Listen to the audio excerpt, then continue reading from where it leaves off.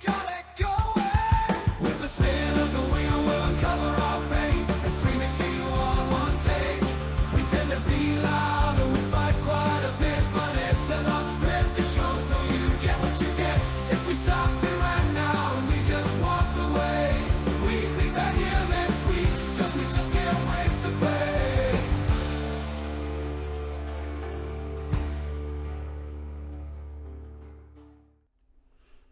Hello, everyone, and welcome to another edition of ARG Presents. I'm your good buddy, your good pal, Amigo Aaron, joined by a man who fits the topic of today's show quite nicely. He's bad, and he's overhyped. I give you the Brent. I accept that. Yep. Not necessarily in that order. We spun the wheel last week. We made the deal. And what a deal, as suggested by the world-famous Dean Bent, who's had a hand in a few of these, I might add, with his work on the N-Gage. We're going to be looking at bad, overhyped games. But bads in quotation marks. Are they bad? We'll find out this time around. Wait, we were supposed to pick good ones? Well, I mean, crap. I will say, we'll get to what we picked here in a minute. But so when you hear the phrase bad, overhyped games, that's the way Dean's phrased it, I thought to myself, my goal this week is to pick a game that I've heard of, that everyone said was overhyped, but I've never played. And by the way, there's a lot of these, turns out, because a lot of overhyped games. When I say overhyped game, right. What games instantly, bam, spring to your mind? Rise of the Robots. Rise of the Robots is the first one I think of, too. Absolutely. The media blitz for that game was unparalleled. And the interviews for it were so stupid and laughable if you played the game, particularly the ones where they said it would crush all the Street Fighter characters, and they had learning AI that learned your moves, and all this was all baloney. Early claims of AI have killed a lot of games. It's not just that. I mean, this game... no, I know.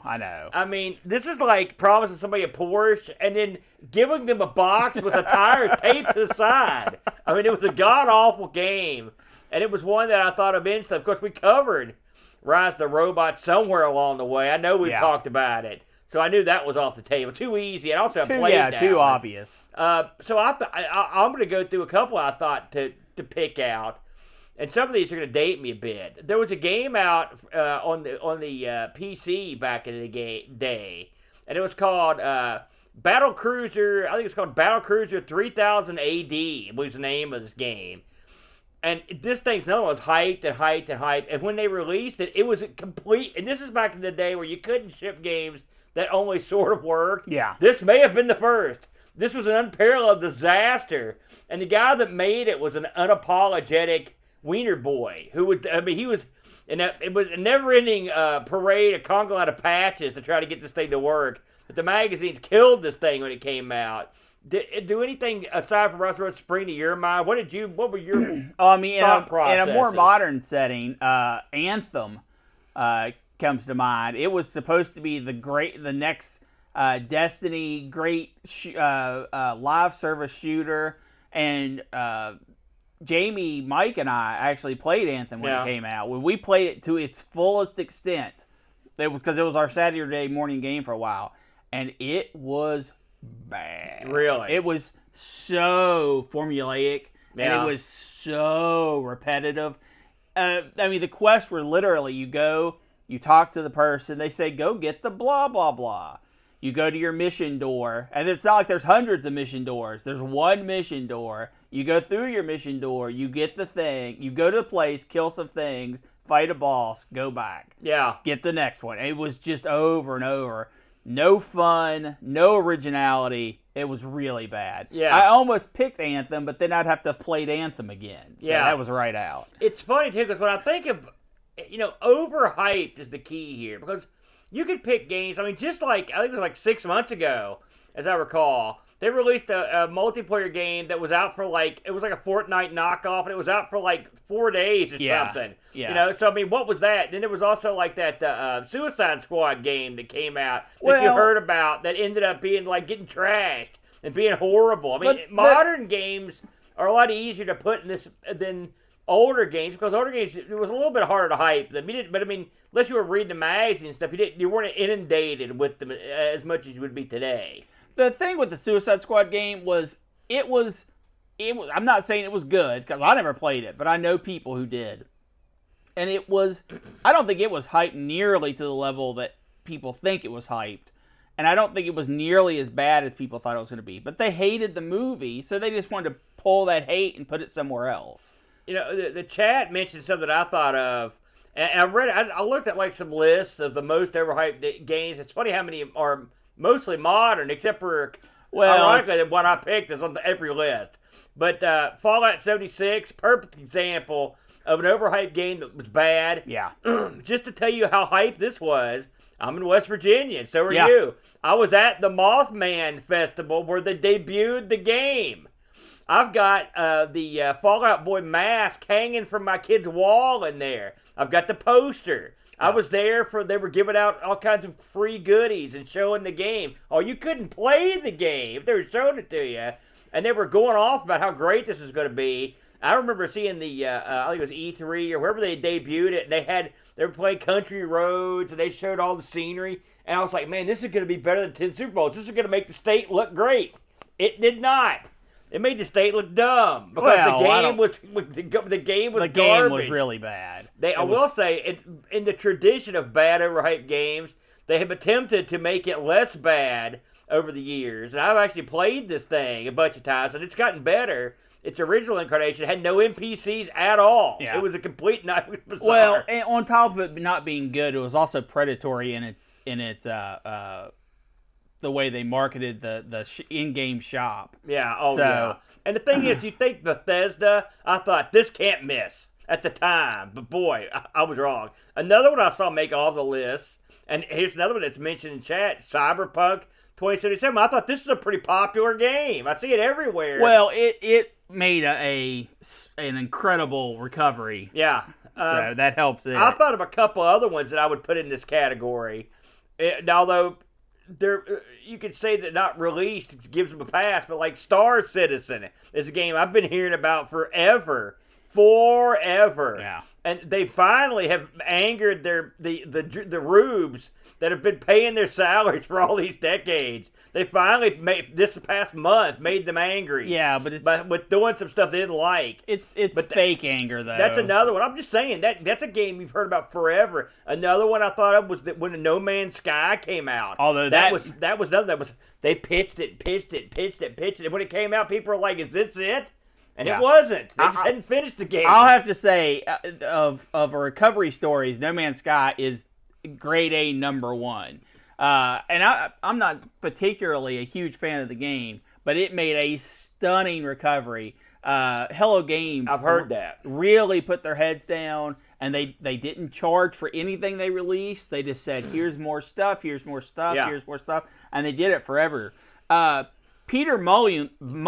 Thank you.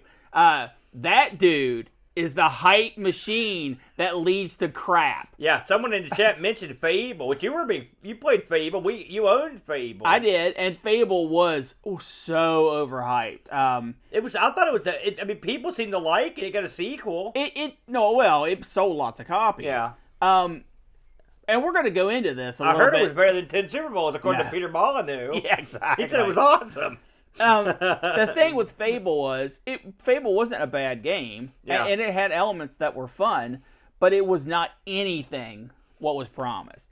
So that kind of goes to show, you can hype up a game, and it still make a profit, even though it's not what you hyped. Because some people just jump on that hype train and keep on riding. It doesn't matter what you release. I will say I played Fable. That's a good name. I played Fable and streamed a month or so ago, and just the beginning part of it. I never played it. And I will say I took great satisfaction in accidentally beating up a child. That was fun. And in making it give me the quest time I needed, I didn't even mean to do it. I actually hit the wrong button. I was pleased. So I do like the fact that you can turn super heel in that game. You can definitely turn super heel. But these are all pretty... I've noticed that they're sort of like the internet has decided which of these games fit this category. And everyone's explaining... I'm not saying they don't deserve it, but you hear the same ones over and over. I'll throw in an entire system to this. In fact, I can throw in several. The one that comes to mind instantly was the Jaguar. They hyped that system to the nines. Those stupid do the math commercials, they never ended. And then when you finally, and I, as a proud owner, I'm not that proud, but as an owner of the Jag, this was a dud. I mean, a big old dud. I was thinking Virtual Boy. Well, I think Virtual Boy's way better than the Jag. Because, I mean, the ones I've played were neat. They were cool. I liked, and there's some decent games on Virtual Boy. You know, listen, I like that fighting game for it that everyone else despises. So there you go. There you go. Aaron, are you going to take the lead on this, or you want me to? I think it's really a coin flip. I'll let you go first on this one. You think? Okay. Because then I'll open my laptop because I don't want to waste the battery. There's the truth. That's how I like to do it. There's the truth. Now, Aaron, you're going to be, first of all, you're probably going to say, what? Yeah, this pick, I need explanation. All right. I want to introduce you to Jack, the Giant Killer. Yeah. Now, I know what you're all thinking. Uh-oh. He went and battle chessed us. It's a Simpsons, it's a road rage situation here. No, none of that's true. Aaron, can you tell me who made this game? I don't know. Cinematronics. Okay, Cinematronics. Now, they made a lot of Victor games. Yes, that's very including, good. Star Castle might have been one of theirs. Do you know what else they did? Their big hit. They also did laser games, right? Too. Dragon's Lair. Oh yeah, of course. So yeah. So we have to go into a little bit of history for this pick to really make sense. Yeah, you got to get into it. So Cinematronics, you're right, Aaron. They were definitely known for their vector games in the beginning. And then we're talking, when I say in the beginning, I'm talking 1977. So way back. And they rode that for quite a while. They did some really big games, Space Wars, Tail Gunner, Armor Attack. Yeah. These were all big games Those that good made games. them good money. Yeah.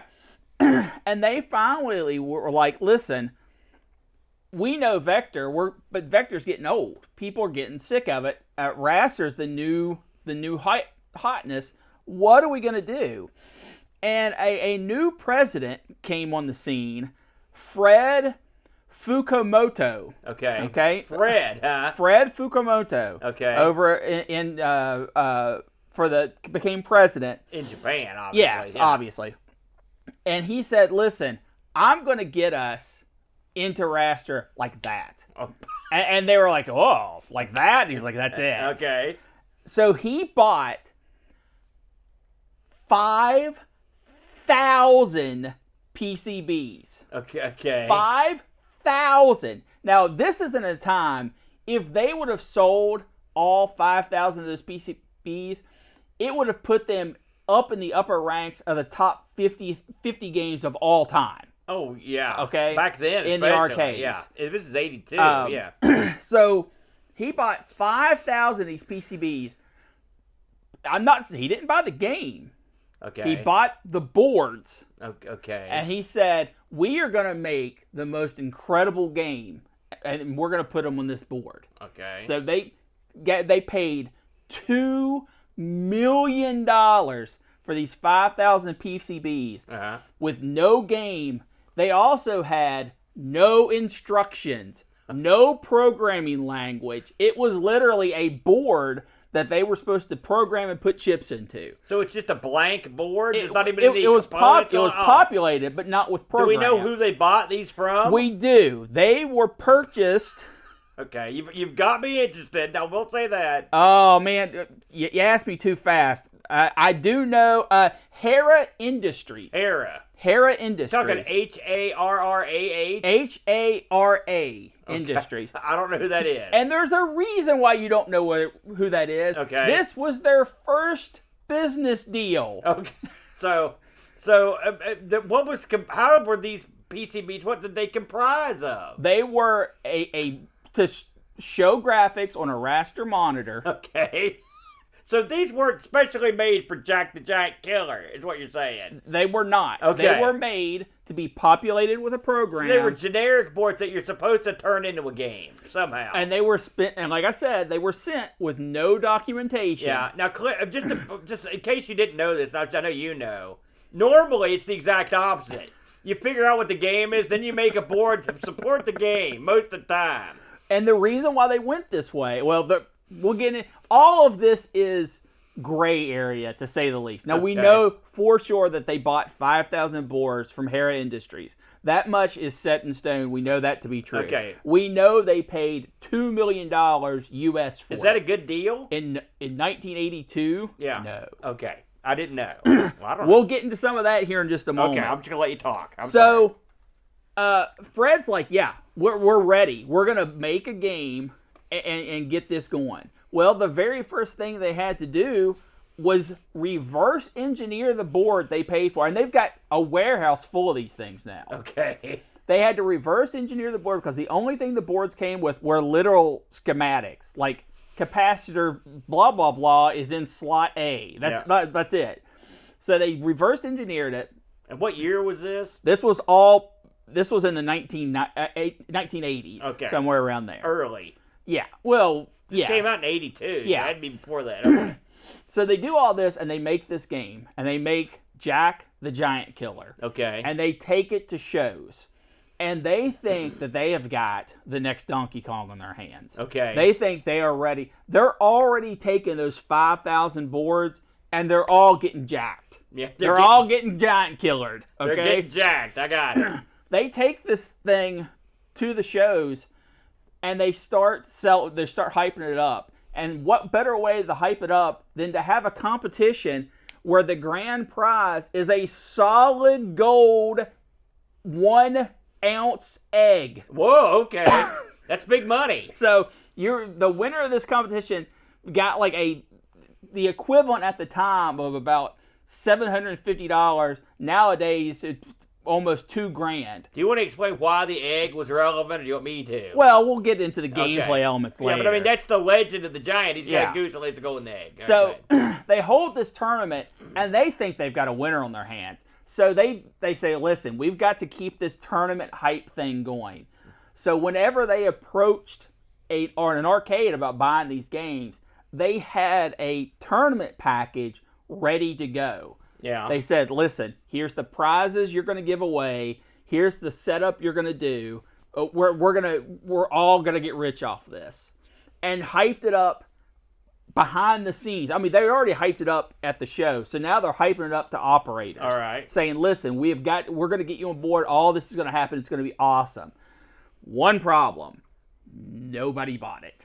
No one bought the cabinets. So it was a tremendous financial disaster. Okay. How much so? They declared bankruptcy. Okay. And they said, we're screwed.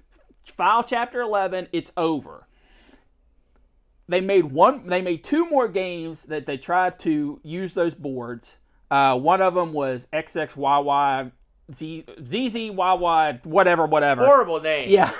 And they were in the wrong industry, is what you're telling me. And the other one was a War of the Worlds game. Okay. No, I'm sorry, it was Bricks. Okay. Both those games did horrible. Okay. So they're done. This is Cinematronics. They've been around forever, and they're heading towards Crapville. In comes the savior. Someone pitches them Dragon's Lair, which they can't even use this board they've got for. And they pick up the reins and run with it. And of course, from there, everyone knows the history of that. Dragon's Lair made them so much money, it actually pulled them out of bankruptcy. But Jack the Giant Killer almost sunk the company, so much to the point that everyone that worked on it called it Jack the Company Killer. I love it. But they were so sure they had a winner on their hands, they hyped it up so much. There is, and I looked desperately to find it, you can get 3x5 Jack the Giant Killer cards. Yeah. That was part of the tournament packages that they did all this extra work. Plus there were prizes that came with the game when you bought it that you could request to hold these tournaments. And half of their flyer had nothing to do with what you normally see on a flyer. It was all about how to set up and run these tournaments.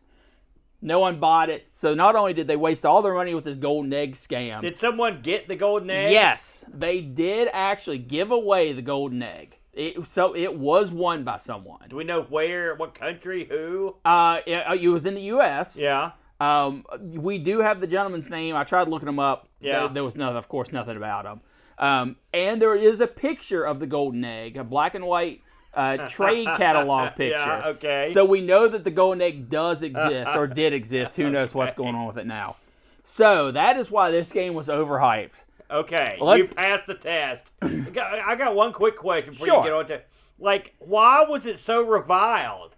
Are we going to get into that now? Why was the game so hated? Yeah. Did you play it? Well, I mean, 82? I thought it for 80. Okay, get into it. Okay.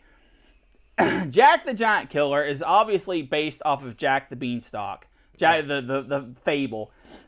In Japan, this was called Treasure Hunt. Okay. So they did have 2 packages that they sold us over. Does the story of Jack the Beanstalk exist in Japan? Well, I don't know. Okay. But I bet it does. It's 100% the exact same game. Okay. Nothing was changed except for one gameplay element that we'll get into. So in Jack the Giant Killer, you play as Jack, and you go through a multi-scene adventure in an attempt to rob a giant and then kill him. You know, The way you say it makes it seem so wrong. good hero stuff. And he's not doing anything to you, by the way. That's right. This had an interesting dip switch mechanic that I want to just jump on real quick. You could actually set this up to play the screens in different orders. Yeah, I saw that. I looked at the meme. Yeah. So that I thought that was pretty neat. The first scene that you normally would go on, and I'm actually just going to do these scenes 1 through 6 just to go through it because I haven't seen faster. them all yet. So. Is climbing the beanstalk. And this has you climbing up a beanstalk. On the beanstalk are various objects.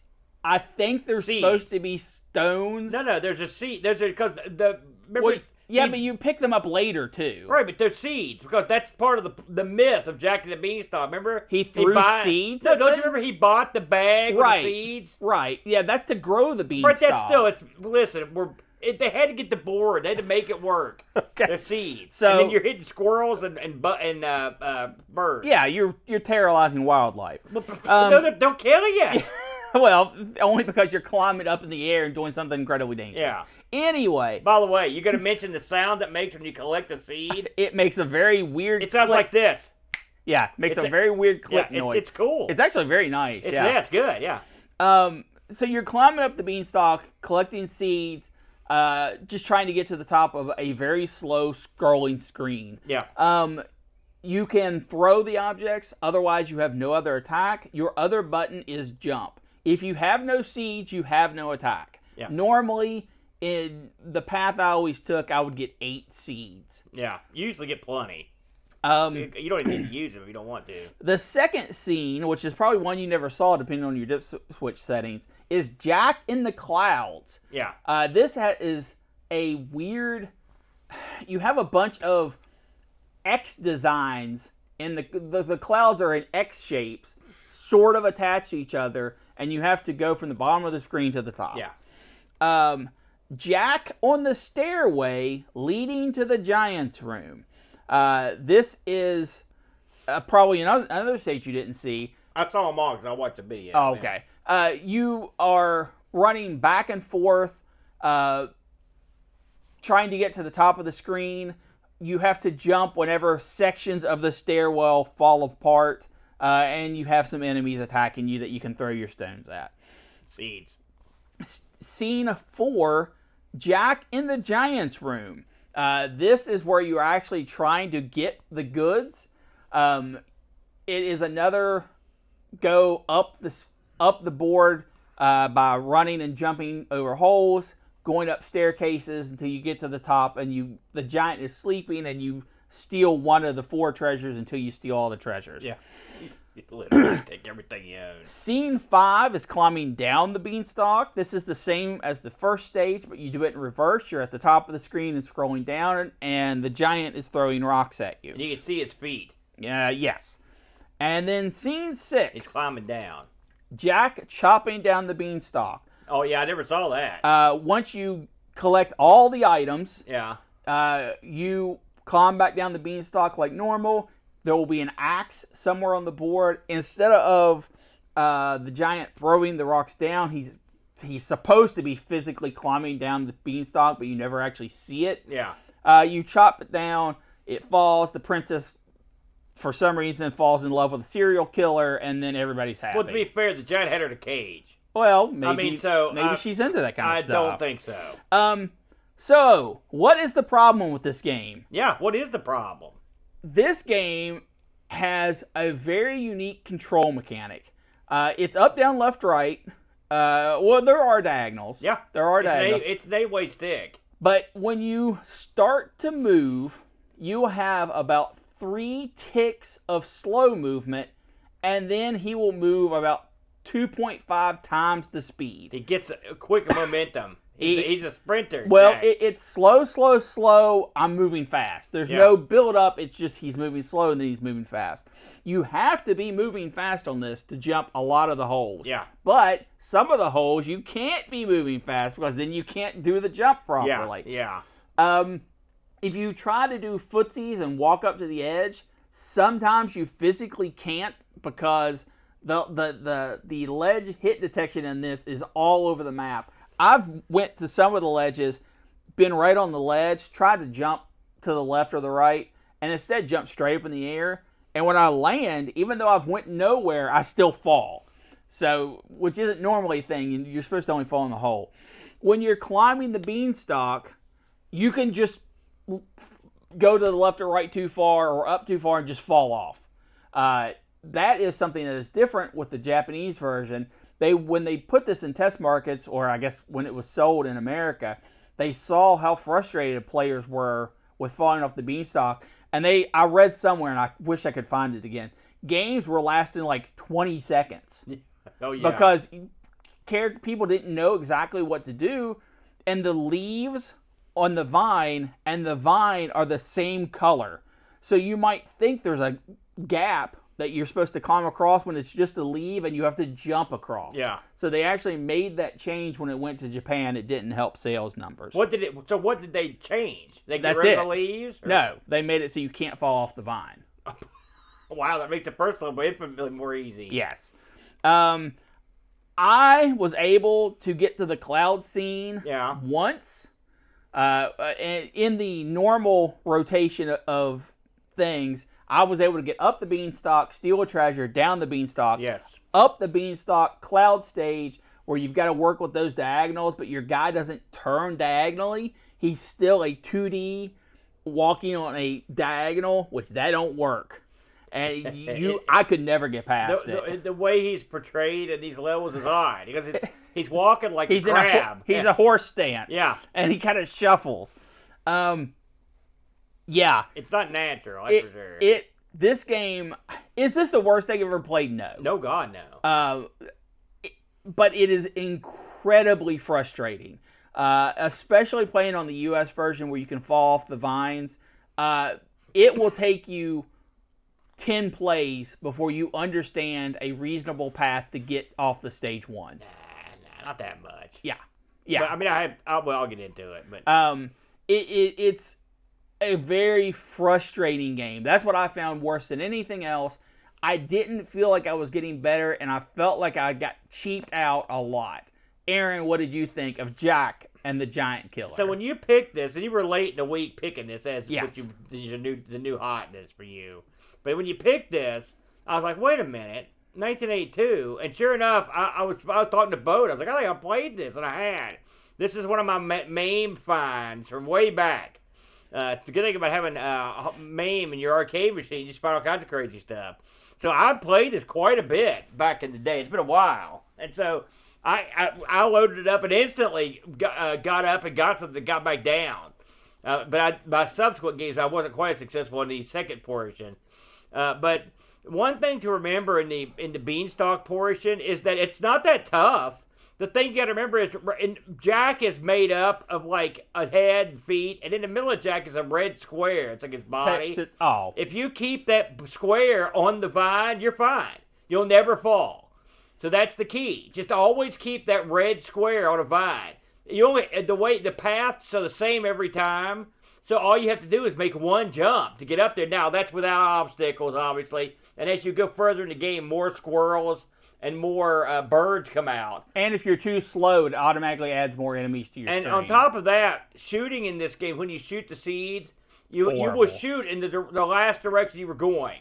So that's something to consider when you see if there's something coming up on your right or left. You want to make sure to at least go a tick in that direction before you shoot your seed. And one more thing about that, you can fire in 8 cardinal directions, but the enemies are not grid bound. So your diagonal might just not hit what you're trying to shoot. Also, the enemies don't have to stay on the vine. They can just even the squirrel.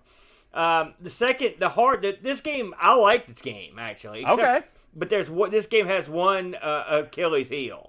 And you mentioned what it is the jumping mechanic. It's no good. It's really bad. Yeah. You can jump. You can like you said. You can ease up right to the last pixel on the platform, and try to make that jump, and you won't make it. And sometimes you might just fall before you even get a chance to make it.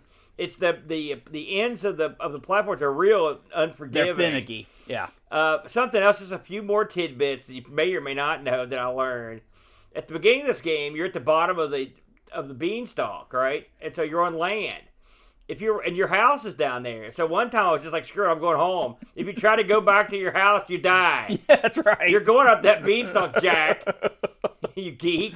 The giant, the graphics I think are for 82 are quite good. They're pretty good. They're real colorful and good. The giant looks good. The golden goose that runs around the platform dropping golden eggs looks good. The princess looks good. The harp and the other items you get look nice.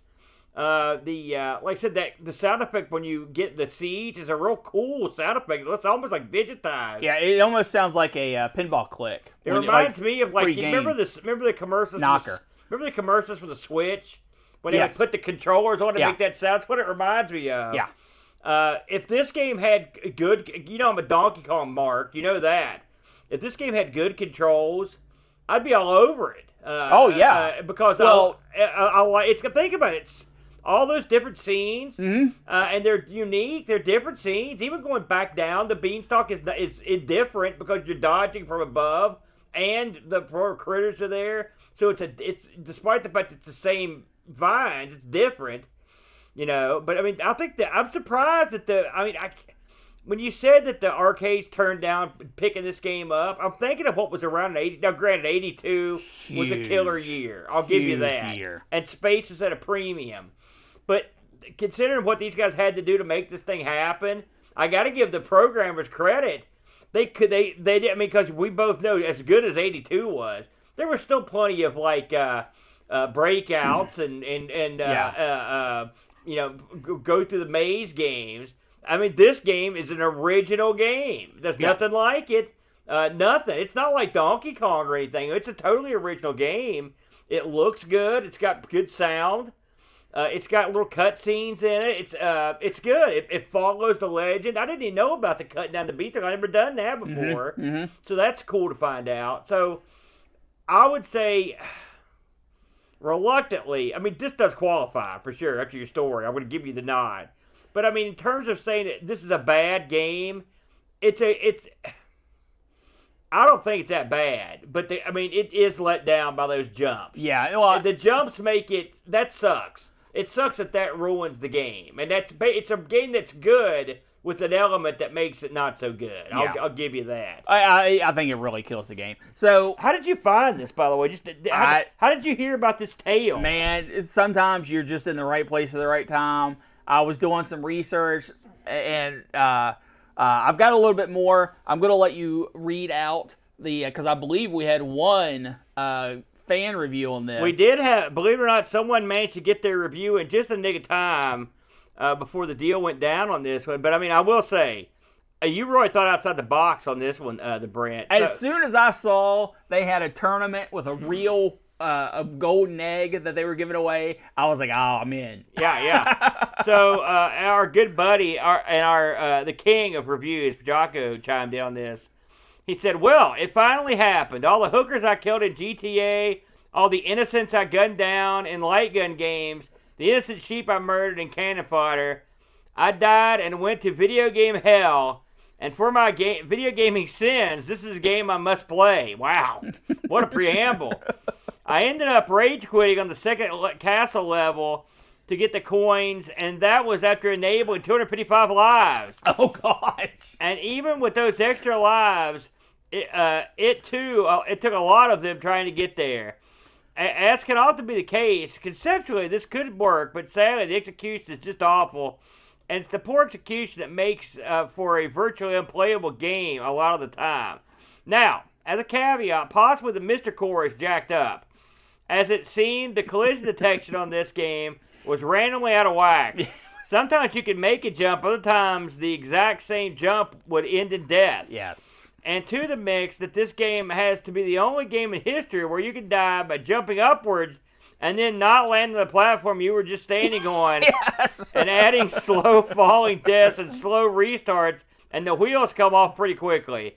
Graphically, it's okay for the time. The audio is lackluster, and it plays as it plays, and you might have inferred from my review quite badly. Honestly, do not play this. Do something more fun, like having dental work without anesthetic.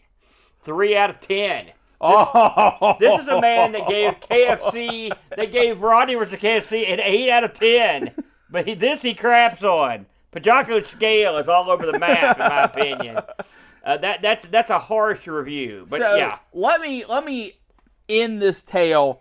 Now, this is completely, possibly false. Oh, so now we're in the rumor area. Now we're in the true rumor area. All right. It was said that Fred Fukumoto worked a back-end deal for these boards. Okay. And actually profited from buying them. Oh, that anyway. Because it is, he literally, the president of the company and the vice president stepped down. He was the financial guy of the company. They stepped down because they were doing something else. I cannot remember right now what it was. And he became president. And the very first thing he did was make this deal for this $2 million, 5,000 boards. And then as soon as this deal happened, and obviously everything kind of fell apart, he stepped back down and the other two people came back. So he was replaced as president. It is rumored that this was all an inside shady deal for them, and the boards didn't actually cost that much, or the company that he was buying the boards off of, he had kind of a, I'm going to give you $2 million, you pitch me back $250,000 off to the side.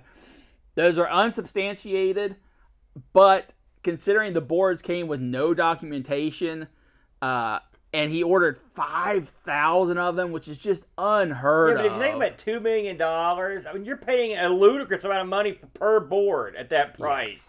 So, I mean, who would have okayed? I guess if you're the president, you okay the deal. So, that doesn't sound shady. Is there shadiness? I don't know. I looked really hard into trying to find concrete information on that subject, and I could only find whispers. I think there are kudos to be handed out here. Kudos to that president in a sketchy way for really putting a scam of the century. Kudos for the people that worked for that outfit that could make these into a game and having to back. Think about how many games. They reverse engineered the board to be able to make the games. The only other times I've heard people do that to like get past like copy protection and stuff, like Tenjin comes to mind. So I salute these men. I'm glad that it worked out for them with the Dragon's Lair. I got one more thing. Yeah. One more thing. So they released these games, right? Yeah. And they performed as they performed. Well, Hapa Industries didn't just go away. Yeah. They actually became a pirate company that sold illegal copies of Canadian-specific games. That's how you do it. Back bacon galore. That's all part of a rumor type thing. It's hard to believe that can sustain a company.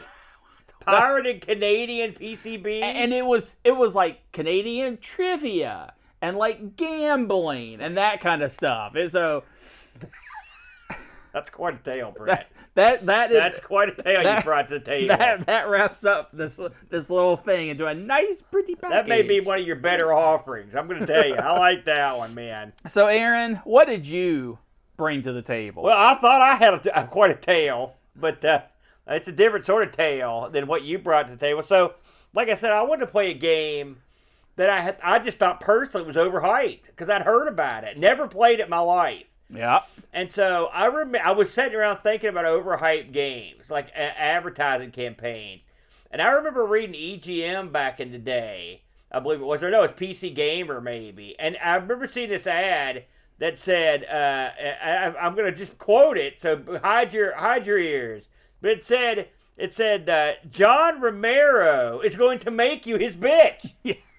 Big red page, and that's all it said. It didn't have game shots or anything. And then the next page over, it had the name of the game, Daikatana. Yes. Okay?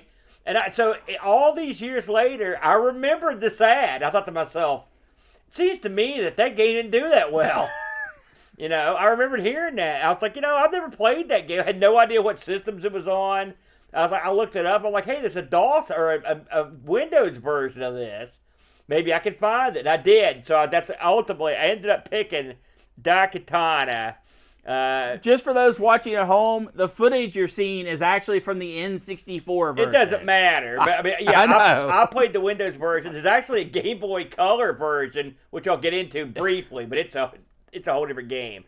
So to understand, I've got to go backwards a little bit before I can go forwards.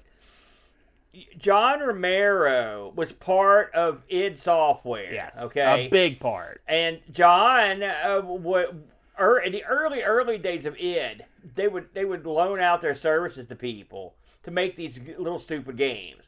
But what Romero was doing is like he'd work on their game, and then after the offices closed, he'd stick around and work on games for id, on their computers because their computers were better. And so he slowly worked his way up. So what did Romero do? I mean, he did a ton of stuff, but just to hit the high points, he was the guy that did the Commander Keen series back in the day. If you remember playing Commander Keen, he was amongst the people that did Wolfenstein 3D. Mm-hmm. And then he was amongst the people that did Doom.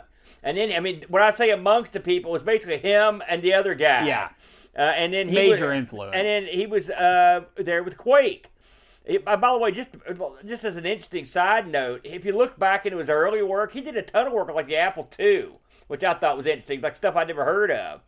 So, picture you're at id. Doom is out. It's been a huge success, and it's made all those guys like King Dongs. Like this is basically America's Rockstar era for game developers. It didn't last long. So Quake is in production, but Romero is sort of acting sort of jerky. He's sort of like pulling against the reins on Quake, and so he doesn't like the direction things are going, and so he starts and this is all, this is all history. This is all exactly the way it went down. He starts thinking to himself, I'm going to get out of here, start my own company. And so he slowly starts trying to sort of like on the job recruit other guys while he's working on Quake. And so they find out and they basically are like, well, we'll help you start your other company. You're fired. He's like, you can't fire me. I quit. But anyway, he leaves. Now, if you haven't seen John Romero, if you look at his younger pictures, he looks like every dork you ever saw. But slowly over the years, he coolified. He became the lead singer of the Cult. At some point, he looks like he's got hair like Cher. All right, beautiful long brown locks. Yeah.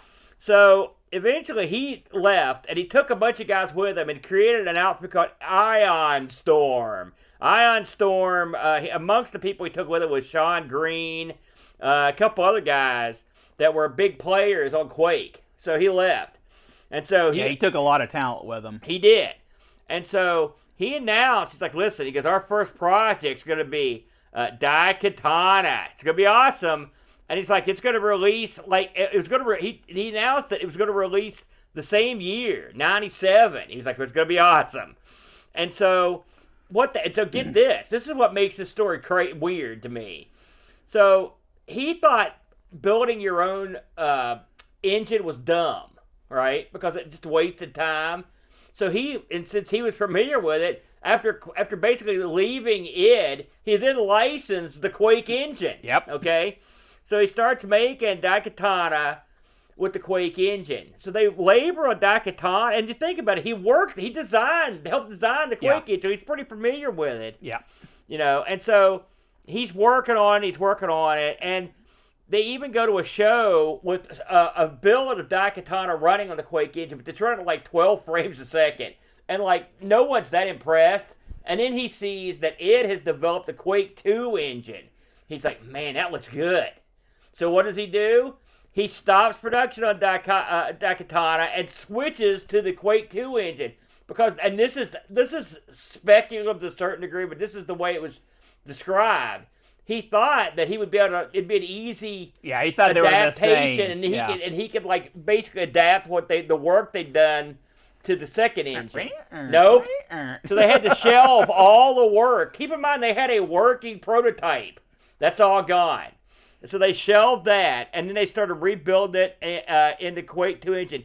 I will say, and I'm going to cut a lot of the baloney out of this, but like the development of this game, there was a lot of hurt feelings. There was a lot of people that just left before it was over. And at the end of the production, only 2 of the original people that started working on it were still there. Yeah. So their whole team washed out. A lot of them went to that the gathering of developers, that God, remember that when that was the hotness? A lot of them left to go and do that. So anyway, keep in mind, this was announced in 97.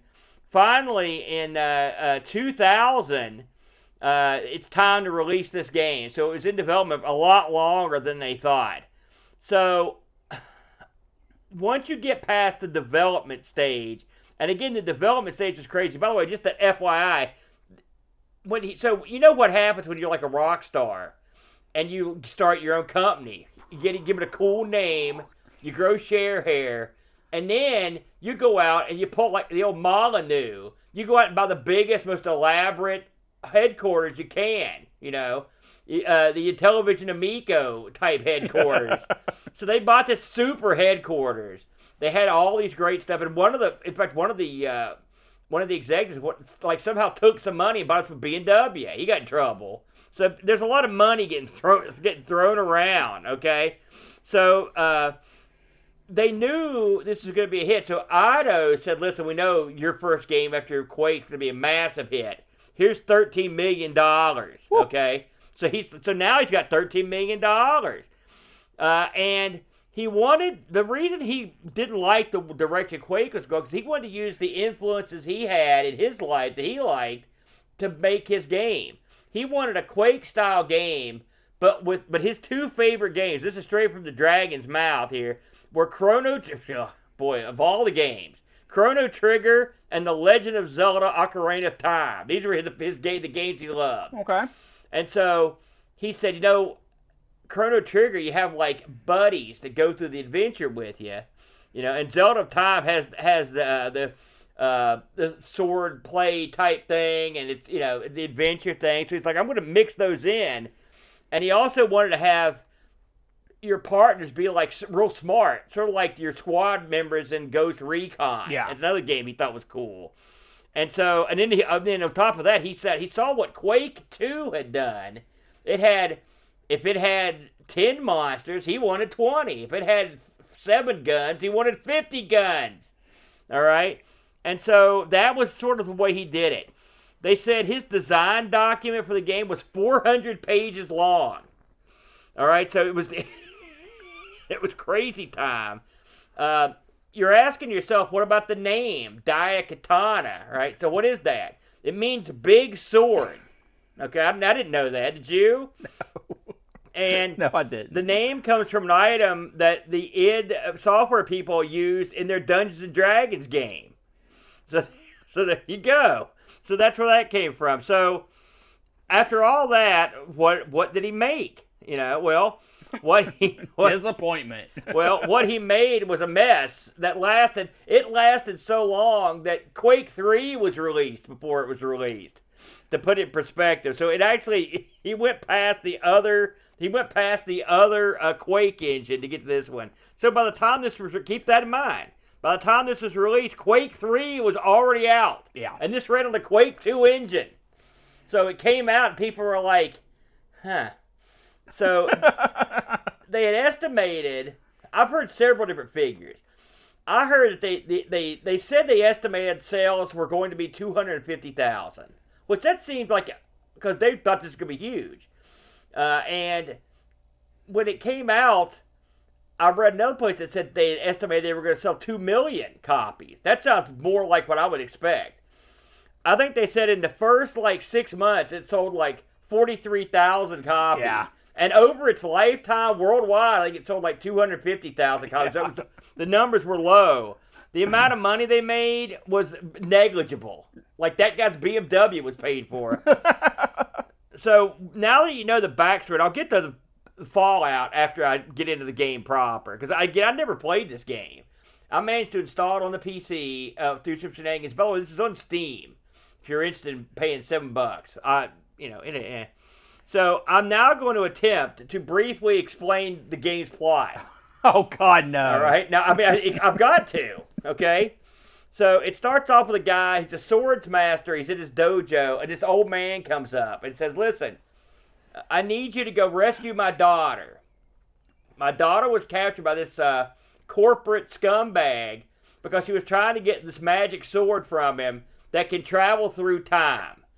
And you don't know it, but your family is a highly influential family from the past, and you're the only one that can go and get this sword and fix our current state because it's a disease killed everybody, and that's how the evil corporation made all of its money. So you've got to use this sword to time travel to go back and forth in time. If this plot sounds convoluted." Well, and the thing is you're super simplifying it. Oh, yeah. Because the evil corporation got their hands on the Daikatana, went back into the past, and made the virus into a super duper virus. Yeah. But they had the cure. So when they flash forward to the present day, and everyone, I think the game says it killed 1 in 3. Yeah. Which is a population decimation. Yeah. And then that's when they were selling the cure and got super rich. And trust me, the cumulative explanation we've given you, this game opens with a cutscene, a 13 minutes long that goes on. So you got, I don't know if they, and at least. Oh, don't worry, the people at home have been watching it while you're talking. I will say, at least the DOS version, there were actual voices. Oh. You didn't get that on the N64. You had to read it all. So I got to hear and the voice acting is as you would expect.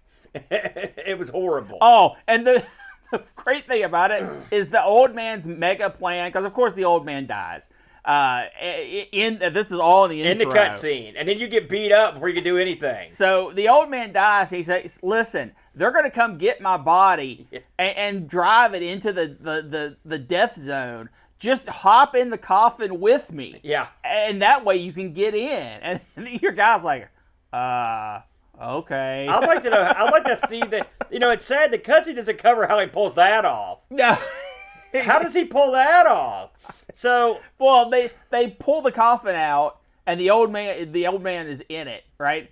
And then they go to open up the truck, because it's a big box truck, and that's when he climbs in underneath the guy. Well, we didn't see that on, yes, the, it on does. the Windows Oh, version. It didn't show that's that. what the N64 version shows. Long story short, just to cut, on your way to use this method to get inside the evil corporation, the truck hits a huge bump, which apparently they hit every time because they make a comment about it. And several of the coffins fly off the truck, over a bridge, and into a ravine. And they're like, and they just drive off. And I'm thinking to myself, are you dead too? And that's when the game proper starts. And I'm going to talk about the first level a little bit, and then I'm going to talk about the rest of the game to give you some context. So, this is a first-person. This is definitely a Quake game. It plays a lot like Quake in the way you look. I mean, it actually was quite modern feeling. Again, I played on the PC. I used the mouse. I used the WASD, the whole 9 yards. It worked fine. Okay. You can use the mouse wheel to switch weapons, and you also got your weapons are all like glove based on the first level. So you've got a gun that's out of your glove, different types of guns, or you can just punch a guy. It starts you in like the swamp, and so the first level is getting into the headquarters. This level is one of the reasons this game is hated. It sucks. It's ugly. It's stupid. It's confusing, and it's got these. You fight robotic frogs, alligators, and the most annoying thing is the robotic dragonflies. You know when a fly gets near you? Remember that Simpsons where Bart had the megaphones and that fly flew in front of him? This is what that thing sounds like. And you hear it all the time. It never stops. So you're always looking up in the air like an idiot trying to find these stupid things. It is one of the more irritating levels of any game I've ever played. I was longing for the poor jump mechanics of Jack the Giant Killer as I was punching these stupid dragonflies. This level goes on for a while. These levels aren't short. No, but they're almost always corridor based. Not this one. Not the first couple. So once you, I mean, trust me. Well, I mean, there's it's not open land, is what I'm saying. Oh well, I mean, this game is in the true tradition of the era it was released. Yeah. You've got invisible walls. You've got areas that you can't. I mean, it's all you're fenced into a certain path. It still can get confusing as heck. Yeah. And I will say, you could tell the guy that made this. It wasn't like Slappy McGee. Like this isn't like some. I mean, we've played. I've rated this is the worst game of all time. So whoever said that's an idiot. Yeah. It's not a good game. Right. But like design-wise, especially as you get further into it, it's way better. And there's a lot of cunning hidden areas, just like Quake. Except, very clever, a lot of it. But the monsters they pick, that sort of stuff. So just out of the gate, it's not super attractive, to be honest with you. Yeah. It's just not an appealing game. It looked aged even for 2000. Now, once you get into the base proper, you realize that what you're in is effectively there's a personal prison in this thing. And so you break out a guy named Superfly, and Superfly it becomes one of your buddies that he comes around with you. Now, I played the original version, the unpatched original version of this. All right, they patched this thing up to 1.2, and I'll explain why. And then there's a fan patch at 1.3, which we'll get into. But you'll get 2 AI companions in this. You'll get that old man's daughter, and you get Superfly. These guys are like the worst companions you could conceive of. Yeah, they're horrible. They run in front of you. They get caught and hung on stuff. I knew I was in trouble because once you get into the game, you see the game doing that too. Getting stuck on ladders, getting stuck at stairways or doorways. And they can pick up the stuff on the ground. Yeah. And here's the kicker. If either one of them get killed in the level, you lose the level. Yeah. Also, you can't leave the level unless they're with you. So if they get stuck on the level, you've got to go fetch them. The only way I can even play with these guys is I found a bunch of save games so I could jump ahead because I did get into the actual place, which that was no easy feat because the first level was jacked up. The game's also super buggy. Sometimes it just locks up. I had it lock up me 2 or 3 times, and I was watching some playthroughs. They had it lock up over and over. So the game has 24 levels. The N64 version only had 18. They cut a lot of stuff that that still has inferences in the N64 version. So it's like they'll just cut parts where something was supposed to be there, but they just cut it out. Yeah. They also cut all the voices out of it. The funny thing is they changed the AIs in the N64 version where they're effectively non-entities. Yeah. They don't matter. So why did they do that? Because you can actually play the game. I mean, the game's still not that good, but at least you don't have to worry about the idiot sidekicks. Not to give away the ending, but I'm going to. You go through different time periods in this, including going to, you fight a Medusa in ancient Greece. You also go to San Francisco. And as you go to the different time periods, you'll have different weapons. Yeah. It's not the worst concept, but I mean, it's a real convoluted concept for sure. So at the end of the game, you fight the bad guy, and you claim the sword. I should mention there were 2 swords. It's the same sword twice for 2 different time periods. I'm not even going to get into that scenario. So at the end of the game, after you've done all this crap, you're standing there talking to Superfly, and Superfly suddenly, the sword pops out of his chest and he dies. That chick turned heel on you, the daughter, and it turns out this whole thing was an evil scheme for her to get the sword. I couldn't believe that crap. And the funny thing is, you knock her out in like 2 seconds. It's like, well, so long, Toots. She's dead. And then you take the sword and hide it underground. And that's the end of the game. It didn't fare well. Brent, amongst the community. They weren't too fond of it. But if I may be so bold as to say, I'm not even going to go. There were so many reviews of this. I'm not going to go through and get back. But I can tell you that it ran the gambit from like 90s into like the 20s. I mean, most of the contemporary reviews weren't kind, and it generally has a disfavorable look from most people. It also, I love this award. It won some awards. In April 2001, Computer Gaming World named the Daikatana the Coaster of the Year. That's an award I can get behind. PC Power Play named it the 8th biggest disappointment and the 7th hype disappointment of all time. Oh, I don't know about all that. time. Now, I will say the patch, the fans kept this thing going somehow. And they put The Vampire Masqueraded it. They put a patch out that actually makes your AI buddies. They fix a lot of bugs. They make your AI buddies less stupid. By the way, you have to use these AIs to like do puzzles and stuff. So they are super vital. But they made it so they can't be killed, which went a long way. Because you can kill them yourself real easy. All the time. Because in this game, like all your shots, they reflect everywhere. It's like you're in a hall of mirrors. So I shot myself countless times in this game. And I will say, they did this fan thing with the blessing of Romero. And just to close the book on him, the funny thing is this thing bombed.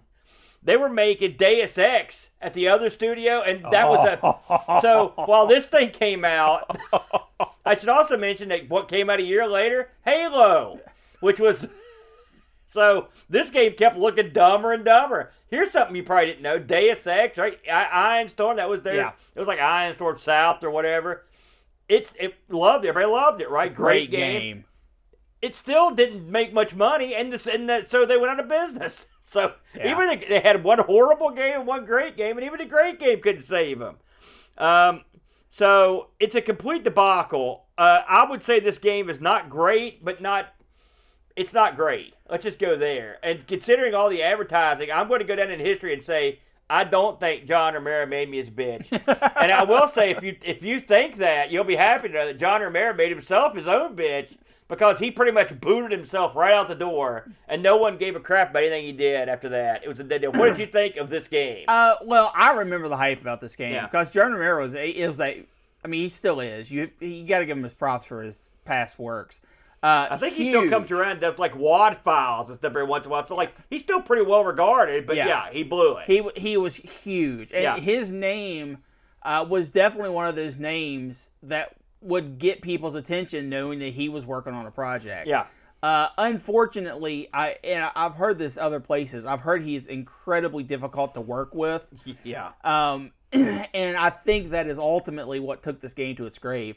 It tried to do a lot of innovative things that did not pan out.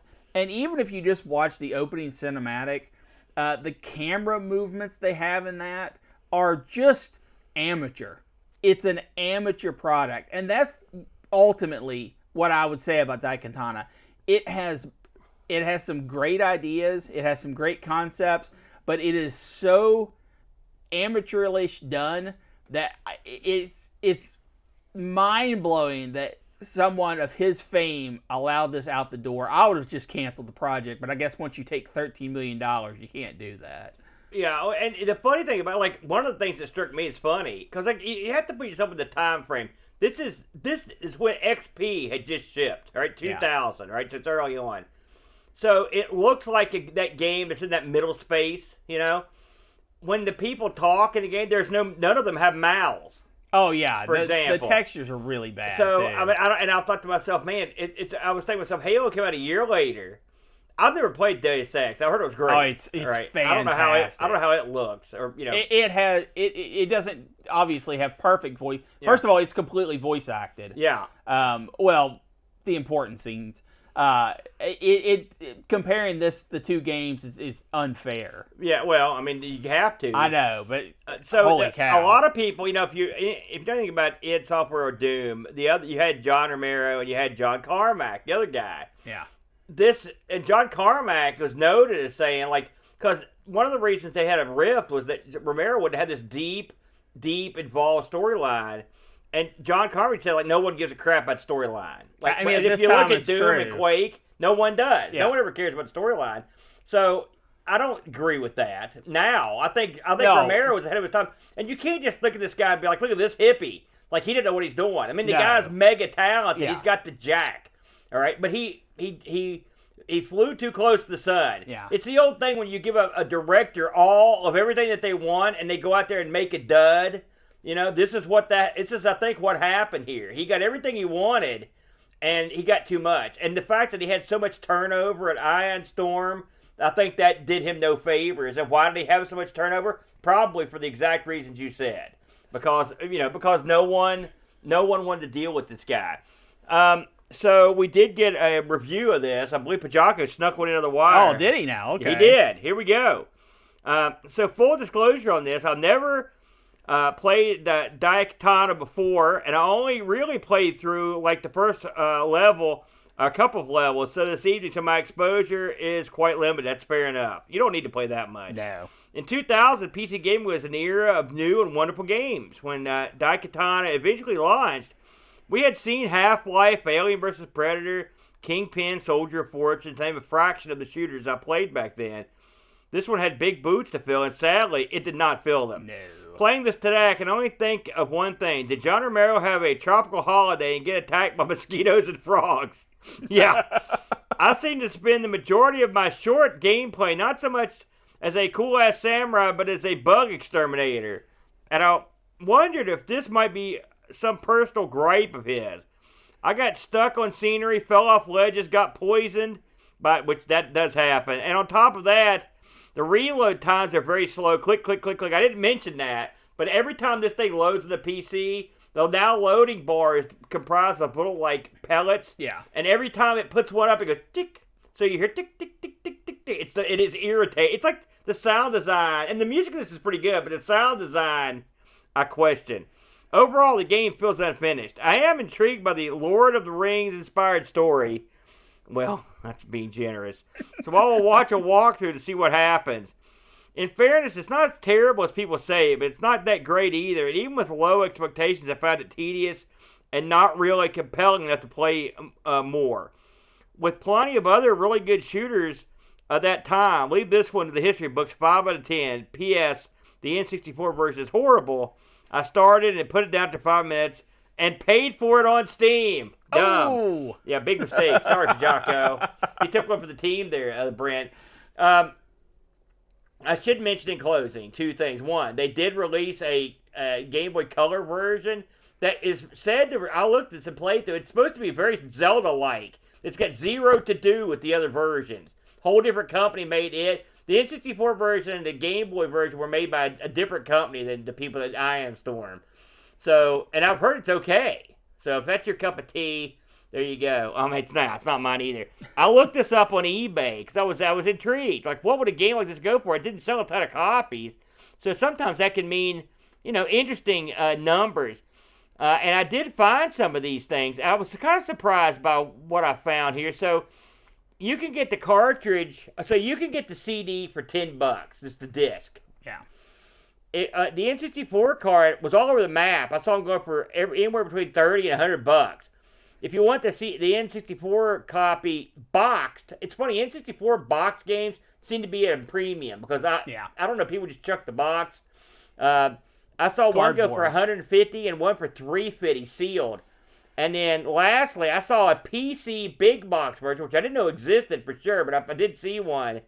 And if you're interested in the big box and not just the jewel case, you're gonna be laying down $125, but it is sealed. That's sealed. That's not terrible, frankly.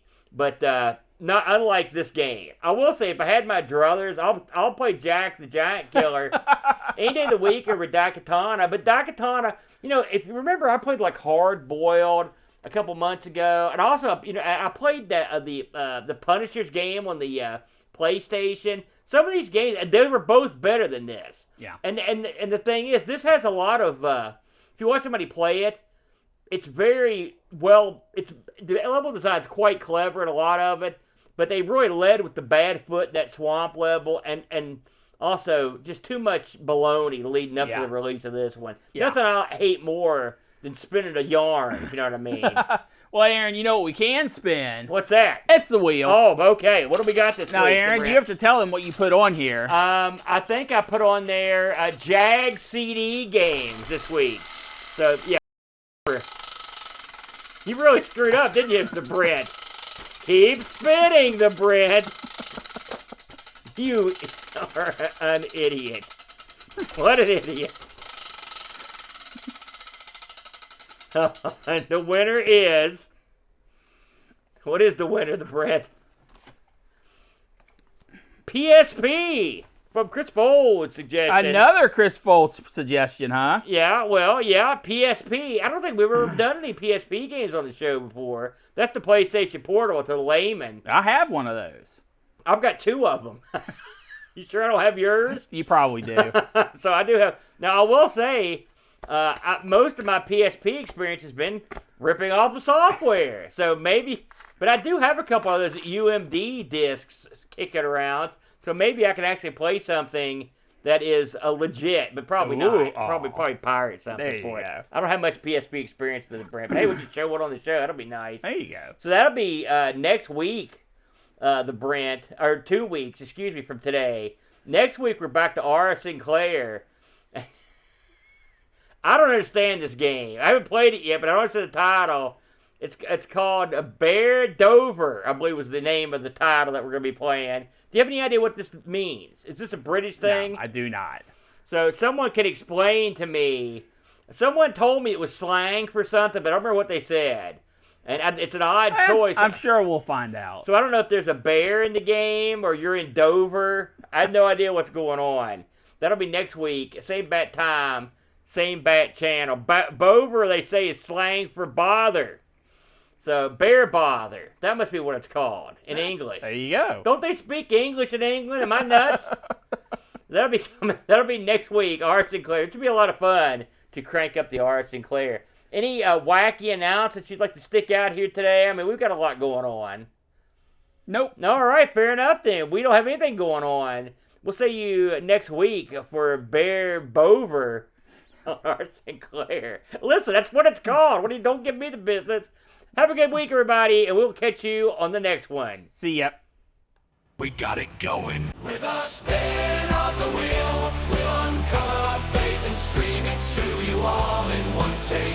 We tend to be loud and we fight quite a bit, but it's an unscripted show, so you get what you get if we start.